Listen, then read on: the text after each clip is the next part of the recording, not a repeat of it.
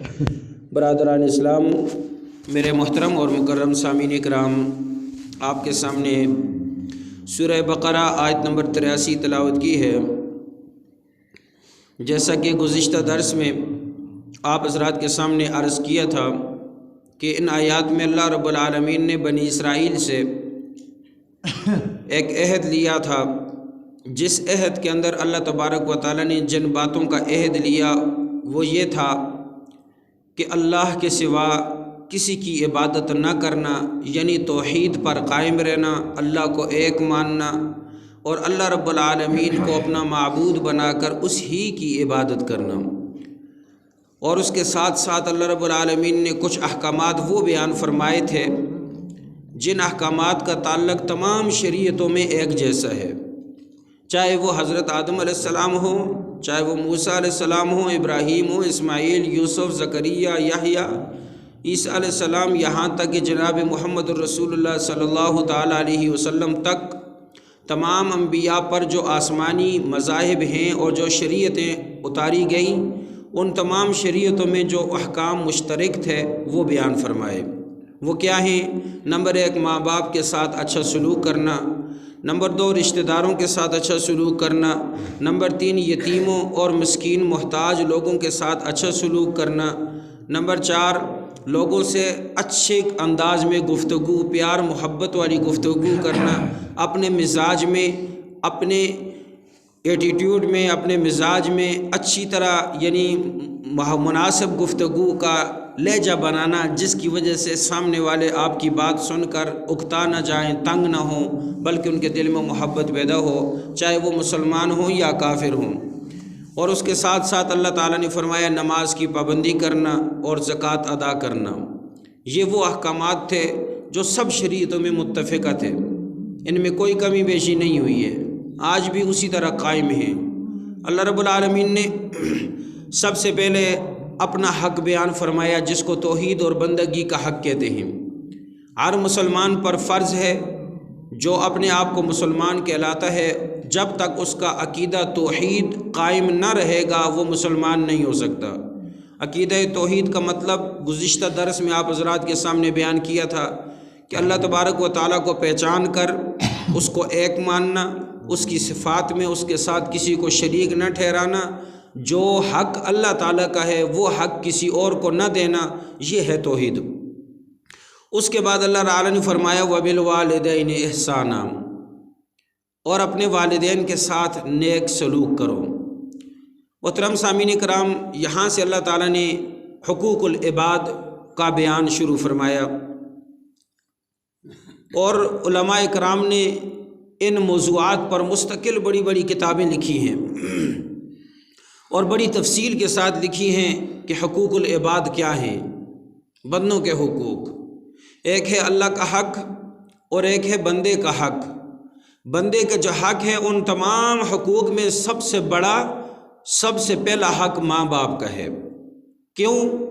اس لیے کہ انسان اللہ رب العالمین نے پیدا فرمایا، اس انسان کا وجود بنانے کے لیے اللہ تعالیٰ نے اس کے ماں باپ کو ذریعہ بنایا۔ ان کے ماں باپ تھے، ان ماں باپ سے اللہ رب العالمین نے کیا کیا؟ انسان پیدا فرمایا۔ تو یہ انسان کا وجود ماں باپ کے دم سے اللہ تعالیٰ نے دنیا میں قائم رکھا ہے۔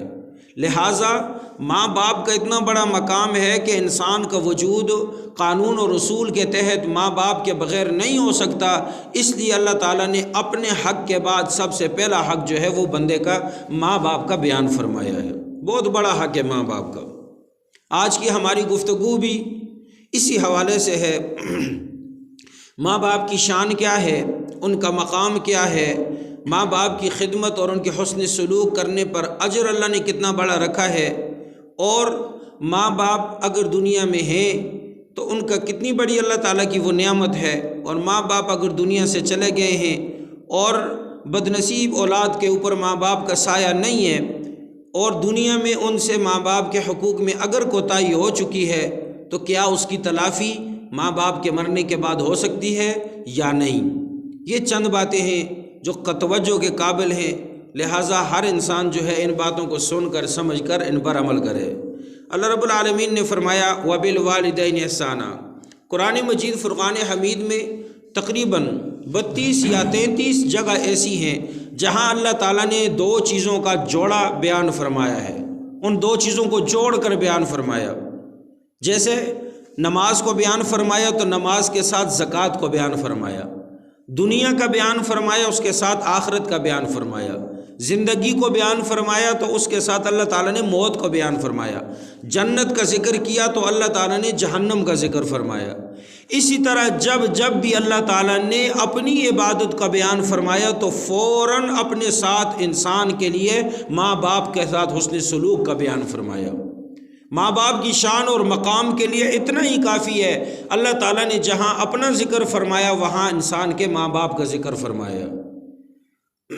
قرآن مجید فرقان حمید میں کئی جگہ اللہ نے بیان فرمایا۔ ارشاد باری تعالیٰ ہے وَقَضَىٰ رَبُّكَ أَلَّا تَعْبُدُوا إِلَّا إِيَّاهُ وَبِالْوَالِدَيْنِ إِحْسَانًا وَذِي الْقُرْبَىٰ وَالْيَتَامَىٰ وَالْمَسَاكِينِ۔ دوسرے مقام پر اللہ رب العالمین نے فرمایا انشکر لی وَلِوَالِدَيْكَ، میرا شکر ادا کرو اور اپنے ماں باپ کا شکر ادا کرو، میری عبادت کرو اور اپنے ماں باپ کی خدمت کرو۔ بار بار اللہ رب العالمین نے ماں باپ کا عظیم الشان مقام اور مرتبہ انسان کو سمجھا کر اتنی بڑی نعمت انسان کو عطا فرمائی۔ ہر نعمت کا نعم البدل ہو سکتا ہے، ماں باپ کا نعم البدل نہیں ہو سکتا۔ دنیا کی محبتیں کسی نہ کسی غرض کی وجہ سے ہوتی ہیں، لیکن اگر بے غرض محبت آپ کو ملے گی تو وہ ماں باپ کی صورت میں ملے گی۔ شوہر اپنی بیوی سے محبت کرے گا لیکن غرض ہوگی، بیوی اپنے شوہر سے محبت کرتی ہے تو غرض ہوتی ہے، بھائی اپنے بھائی سے محبت کرے گا تو غرض ہوگی۔ اسی طرح دوست اپنے دوست سے محبت کرے گا تو اس محبت کے اندر کہیں نہ کہیں غرض کار فرما ہوتی ہے۔ لیکن دنیا کے اندر ایک ہی رشتہ ایسا ہے جہاں کسی قسم کی غرض اور کوئی خواہش نہیں ہوتی، بے غرض اور بے لوث محبت اگر آپ کو ملے گی انسانوں میں تو وہ صرف ماں باپ کی صورت میں ملے گی۔ ماں باپ اپنی اولاد سے کسی غرض اور لالچ کے لیے محبت نہیں کرتے، بلکہ ماں باپ اپنی جان دینا گوارا کر سکتے ہیں، اپنی اولاد کو ناراض نہیں رکھ سکتے۔ بڑی بے غرض محبت ہے، بڑی بے لوث محبت ہے، صرف ماں باپ کی ہے۔ صحابی نے حضور اکرم صلی اللہ تعالیٰ علیہ وسلم سے پوچھا یا رسول اللہ، دنیا کے اندر جتنی بھی مخلوق ہے اس ساری مخلوق میں سب سے بڑا حق مجھ پر کس کا ہے؟ آپ علیہ الصلوۃ والسلام نے فرمایا امک، تیری ماں کا مقام اور مرتبہ اور اس کے ساتھ حسن سلوک کا حق ساری دنیا سے مقدم ہے۔ قال ثم من، صحابی نے پوچھا یا رسول اللہ پھر کس کا حق بڑا ہے؟ فرمایا امک، تیری ماں کا حق بڑا ہے۔ قال ثم من، صحابی نے پوچھا یا رسول اللہ پھر کس کا حق بڑا ہے؟ تیسری بار رحمت عالم صلی اللہ علیہ وسلم نے فرمایا امک، تیری ماں کا حق سب سے بڑا ہے۔ چوتھی بار صحابی نے پوچھا یا رسول اللہ ثم من، پھر کس کا حق بڑا ہے؟ قال ابوک، چوتھی مرتبہ رب العالمین کے پیارے محبوب صلی اللہ علیہ وسلم نے فرمایا اب تیرے باپ کا حق ہے۔ 3 حق اللہ رب العالمین کے پیارے حبیب صلی اللہ علیہ وسلم نے ماں کے بیان فرمائے، چوتھا حق باپ کا بیان فرما کر ہمیں یہ سمجھا دیا دنیا میں اگر خدمت اور محبت کے حقدار ماں باپ میں سے سب سے زیادہ اگر کوئی ہے تو ماں کا حق بڑا ہے، باپ کا حق چوتھے نمبر پر ہے۔ لیکن اس بات کو مت بھولیں، ماں کے قدموں میں اگر اللہ نے جنت رکھی ہے تو باپ کے لیے باپ کو اللہ رب العالمین نے جنت کا دروازہ بنا دیا۔ تو 3 حق ماں کے بیان فرمائے، چوتھا حق باپ کا کیوں؟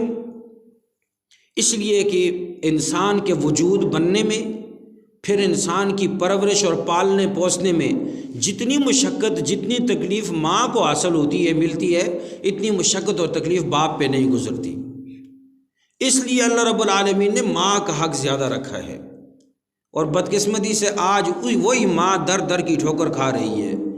اسی ماں کی آنکھوں سے موٹے موٹے قطرے آنسو کے گر رہے ہیں اپنی اولاد کی شکایت کرتے ہوئے۔ اسی ماں کو معاشرے کے اندر انتہائی کم درجہ مل رہا ہے اور ماں کے ساتھ زیادتی ہو رہی ہے۔ ماں کی تو شان اور مقام اللہ اکبر۔ حضرت ابو ہریرہ رضی اللہ تعالیٰ عنہ فرماتے ہیں صحابہ اکرام جنگ کی تیاری کے لیے جا رہے تھے، اتنے میں ایک صحابی دوڑتے ہوئے فرمایا یا رسول اللہ، آج میں بڑے جذبات کے ساتھ، بڑی شوق اور لگن اور محبت کے ساتھ آپ کے ساتھ جہاد میں جا رہا ہوں، اپنی جان کو شہید کرانے جا رہا ہوں، شہادت کی تمنا لے کر دین کی حرمت پر کٹ مرنے کے لیے آپ کے ساتھ جنگ کے میدان میں برسر پیکار رہوں گا۔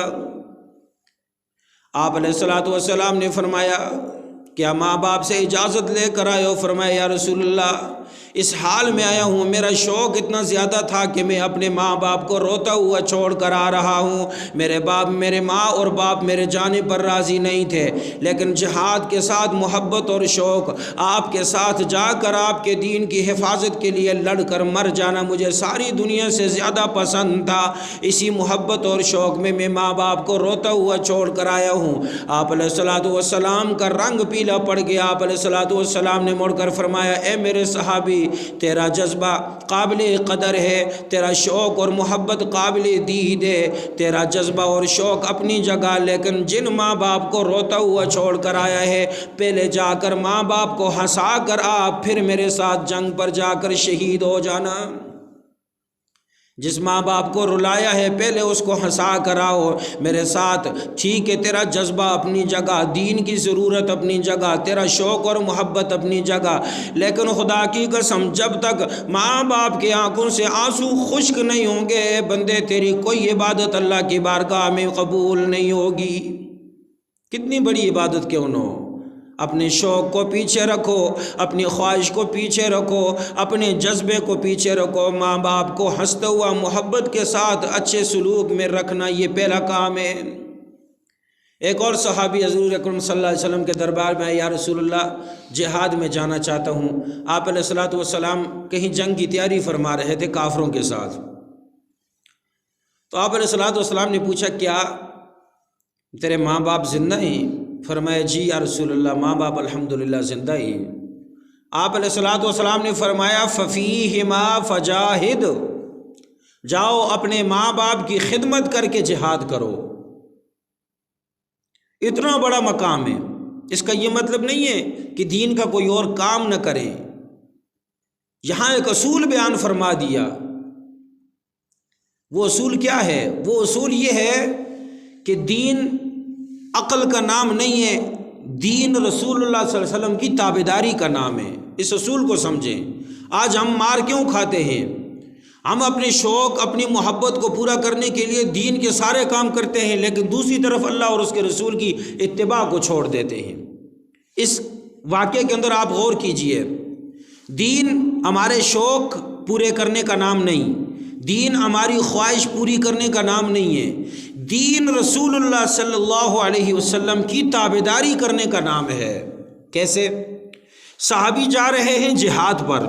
جہاد کتنا بڑا عمل ہے، اللہ کے راستے میں اللہ کے دین کے لیے مر جانا، اپنی جان قربان کر دینا، اپنا مال قربان کرنا، اپنا خون دے دینا، کتنا بڑا کام ہے کہ رسول اللہ صلی اللہ علیہ وسلم نے فرمایا جب انسان شہید ہوتا ہے تو شہید ہوتے وقت، مرتے وقت، یعنی جب اس کو گولی لگتی ہے، تلوار کا زخم لگتا ہے جس سے وہ مرد مجاہد دنیا سے چلا جاتا ہے، اس کے خون کا قطرہ زمین پر نہیں گرتا، پہلے اللہ رب العالمین جنت کے در اس کے لیے کھول دیتے ہیں۔ اتنا بڑا مقام ہے شہید، مجاہد اور شہید کا۔ موت کی تکلیف ہر انسان کو ہوتی ہے، لیکن فرمایا شہید جب مرتا ہے اس کو اتنی بھی تکلیف نہیں ہوتی جیسے انسان کو یہ چیونٹی ڈنگ مارتی ہے، تو چیونٹی کے ڈنگ مارنے سے تکلیف زیادہ ہوتی ہے، لیکن اس شہید کو جب موت آتی ہے اس کو اتنی بھی تکلیف نہیں ہوتی جتنی چیونٹی کے ڈنگ سے ہوتی ہے۔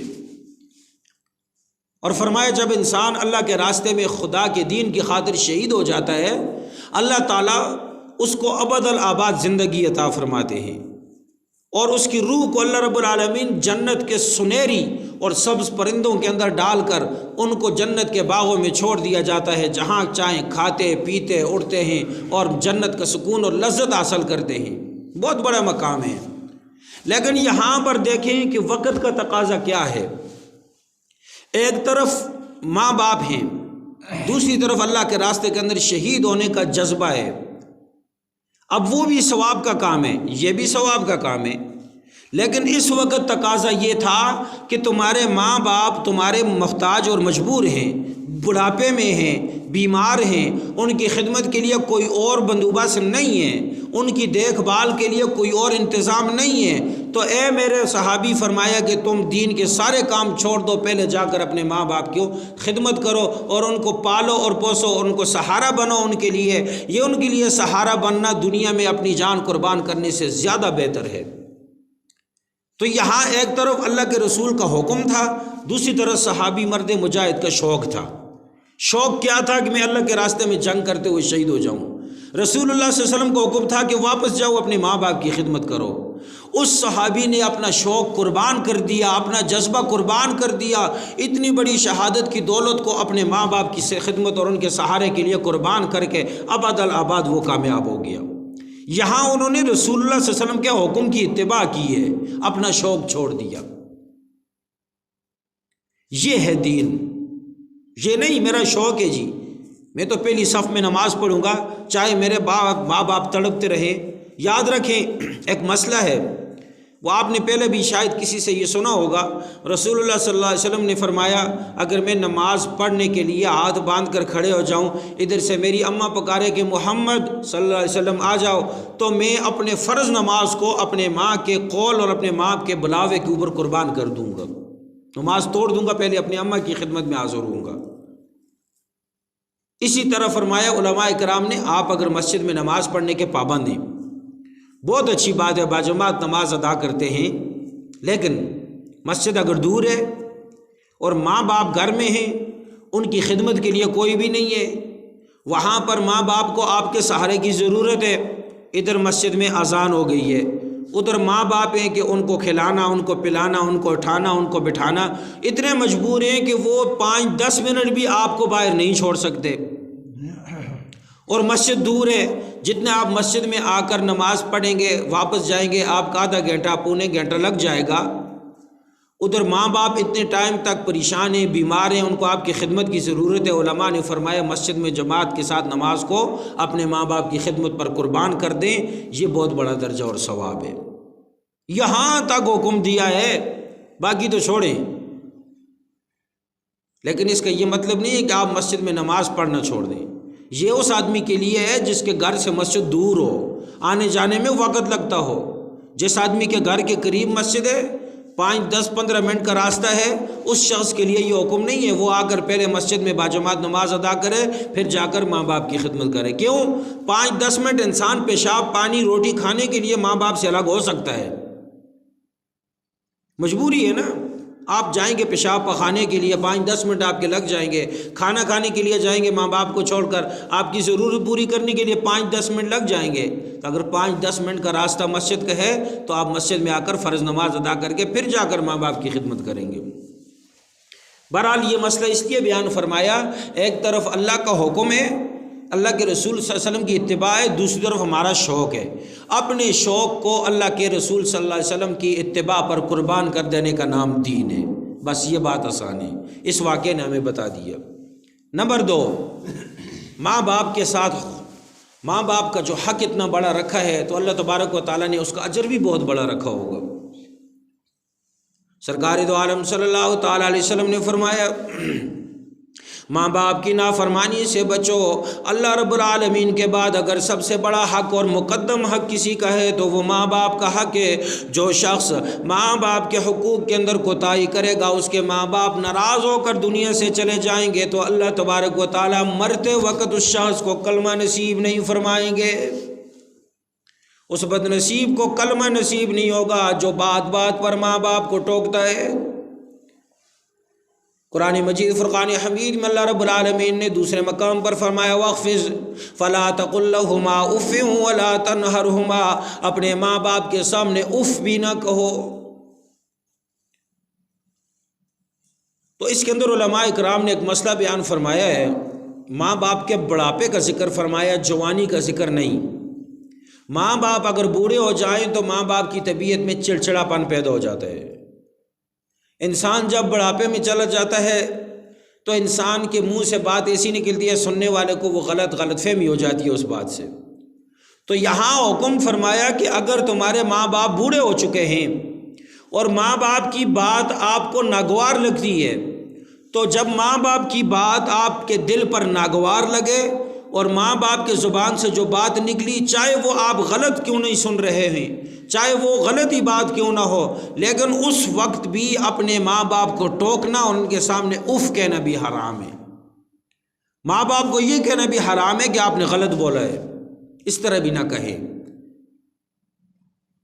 ہنس کے بات کریں۔ نمبر 2، دوسری بات، ماں کے اللہ تعالیٰ نے 3 حق بیان فرمائے، باپ کا 1 حق بیان فرمایا، لیکن ایک بات یاد رکھیں، یہاں فرق ہے، ایک ہے خدمت کا حق، دوسرا ہے عظمت کا حق، ادب احترام کا حق۔ جو خدمت کا حق ہے وہ ماں کا زیادہ ہے، لیکن جو تعظیم اور عظمت کا حق ہے وہ اللہ تعالیٰ نے باپ کا زیادہ رکھا ہے۔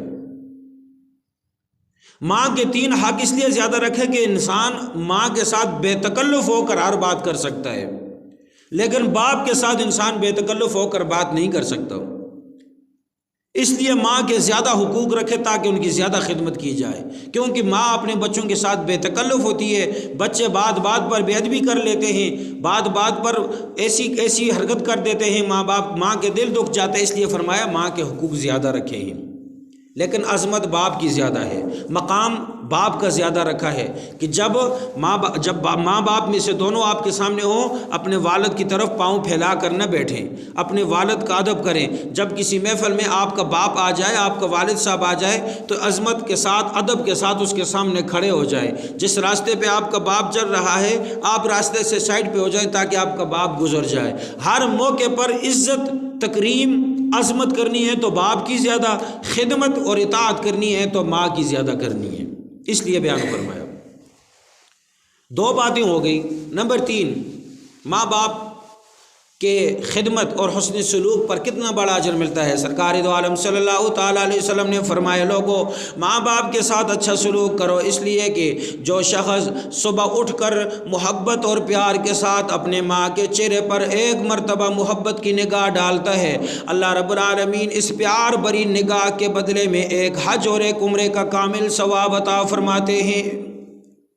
جو شخص اپنے ماں باپ کو محبت کے ساتھ ایک مرتبہ صرف دیکھ لے نا، اس طرح اپنے قبلے کو، اپنے کعبے کو دیکھ لے، تو یقین مانے اللہ کے رسول صلی اللہ علیہ وسلم نے فرمایا اس کو اتنا بڑا اجر ملتا ہے گویا کہ اس نے ایک حج کر لیا اور ایک عمرہ کر لیا، گھر بیٹھے بیٹھے، اتنا بڑا درجہ اور ثواب ہے۔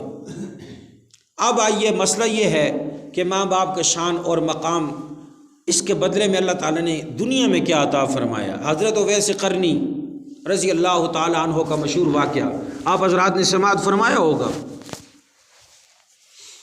حضرت اویس قرنی نبی علیہ الصلوۃ والسلام کے زمانے میں تھے، ایمان والے تھے، مومن تھے، اللہ کے ولی تھے، ان کو بہت بڑا مقام اللہ تبارک و تعالیٰ نے عطا فرمایا۔ وہ مقام اس طرح عطا فرمایا کہ نبی علیہ السلام کے زمانے میں جب دور دور سے لوگ نبی پاک صلی اللہ علیہ وسلم کی زیارت کرنے کے لیے آتے اور صحابیت کا شرف حاصل کرتے، ان کے دل میں خیال آیا تو انہوں نے رسول اللہ صلی اللہ علیہ وسلم کی طرف پیغام بھیجا، رسول اللہ میں آپ کی خدمت میں آنا چاہتا ہوں، میں آپ کی زیارت کرنے کے لیے تڑپ رہا ہوں۔ دنیا میں کون سا مومن ہوگا جو خوش نصیب اس بات کا شوق کسی کے دل میں نہ ہو کہ رسول اللہ صلی اللہ علیہ وسلم کی زیارت مجھے ہو جائے، دید حاصل ہو جائے۔ جب رسول اللہ صلی اللہ علیہ وسلم دنیا میں موجود تھے، ان کی زیارت کرنا تو بہت بڑا شرف، آج دنیا میں نہیں ہے، لیکن ان کے روزے کی زیارت کرنے کو ہر مسلمان اپنی سعادت اور خوش نصیبی سمجھتا ہے۔ یہ بہت بڑی سعادت اور خوش نصیبی ہے۔ تو حضرت اویس قرنی رضی اللہ تعالیٰ عنہ نے پیغام بھیجا، یا رسول اللہ میرا دل چاہتا ہے میں آپ کی خدمت میں حاضر ہوں، لیکن کیا کروں، میری والدہ بیمار رہتی ہیں، ان کو میری خدمت کی بڑی ضرورت ہے، میں نہیں آ سکتا۔ رسول اللہ صلی اللہ تعالیٰ علیہ وسلم نے فرمایا، اویس قرنی تم میرے پاس آنے کی بجائے اپنی محبت کو قربان کر دو اور اپنے ماں کی خدمت کرو، یہ وقت تمہارے لیے ماں باپ کی خدمت کے لیے بہت بہتر ہے۔ تو پھر رسول اللہ صلی اللہ علیہ وسلم کی وفات ہو گئی، آپ صلی اللہ علیہ وسلم دنیا سے تشریف لے گئے، حضرت اویس قرنی کا یہ شوق، یہ جذبہ، یہ محبت ویسے ہی رہ گئی، لیکن کیوں رہی؟ اپنے ماں کی خدمت کی وجہ سے نہیں جا سکے۔ اسی درمیان میں حضرت عمر فاروق رضی اللہ تعالیٰ عنہ حضرت رسول پاک صلی اللہ علیہ وسلم کی خدمت میں آئے تو آپ نے فرمایا، اے عمر، اگر تمہیں کسی زمانے میں یمن کا قرن قبیلے کا ایک شخص جس کا نام اویس ہوگا اگر وہ مل جائے تو اس سے اپنے حق میں دعا کرا دینا۔ حضرت عمر رضی اللہ تعالیٰ عنہ فرماتے ہیں، زمانہ خلافت میں جب بھی حج کے لیے قافلے آتے تو میں راستے میں بیٹھ جاتا، یمن کے علاقے سے جو بھی آتے تو میں اس شخص کے بارے میں پوچھتا۔ ایک مرتبہ اتفاقاً حضرت اویس قرنی رضی اللہ تعالیٰ عنہ حج کرنے کے لیے تشریف لے گئے، حضرت عمر رضی اللہ تعالیٰ عنہ کو پتہ چلا تو آپ اس کے پاس دوڑے دوڑے آئے، آپ رضی اللہ تعالیٰ عنہ، فاروق اعظم رضی اللہ تعالیٰ عنہ نے آپ سے آپ کے حلیے کے بارے میں، صفات کے بارے میں پوچھا، آپ کو پہچان لیا، فرمایا، اے اویس ہاتھ اٹھاؤ اور عمر بن خطاب کے حق میں دعا کر دو۔ حضرت اویس قرنی رضی اللہ تعالیٰ عنہ نے پوچھا، عمر آپ جیسے ہستی مجھ سے دعا کیوں کرا رہی ہے؟ میں اتنا قابل کہاں؟ آپ مراد رسول ہیں، آپ کو رسول اللہ صلی اللہ علیہ وسلم نے دعائیں مانگ مانگ کر اللہ سے مانگا، آپ رسول اللہ صلی اللہ علیہ وسلم کے سسر ہیں، آپ نے رسول اللہ صلی اللہ علیہ وسلم کی جانشینی کی ہے، آپ خلیفہ وقت ہیں، آپ کی نیکیاں آسمان کے ستاروں سے بھی زیادہ ہیں، آپ وہ ہیں جس راستے پہ چلتے شیطان ڈر جاتا ہے، آپ وہ ہیں کہ آپ کا مقام اور مرتبہ اللہ کے رسول صلی اللہ علیہ وسلم نے جنت میں دیکھا ہے، میری کیا وقت ہے؟ فرمایا، بس میرے رسول اللہ صلی اللہ علیہ وسلم، میرے آقا نے فرمایا تھا کہ عمر اویس سے دعا کرانا۔ حضرت اویس قرنی نے ہاتھ اٹھا کر دعا کیے، دعا کرائی، دعا کی، اتنا بڑا مقام عطا فرمایا کہ اتنا عظیم صحابی اٹھ کر ایک عام سے انسان جو اس زمانے میں صحابی بھی نہیں تھے ان سے دعا کرانے کا حکم دیا گیا۔ اس کی وجہ یہ ہے کہ ماں کی خدمت کے صلے میں اللہ رب العالمین نے یہ مقام عطا فرمایا، وہ ہاتھ اٹھاتے تھے، ان کے لب ہلتے تھے اور دعا قبول ہو جاتی تھی۔ اور اگر ماں باپ فوت ہو جائیں اس کی تلافی کیسے ہوگی؟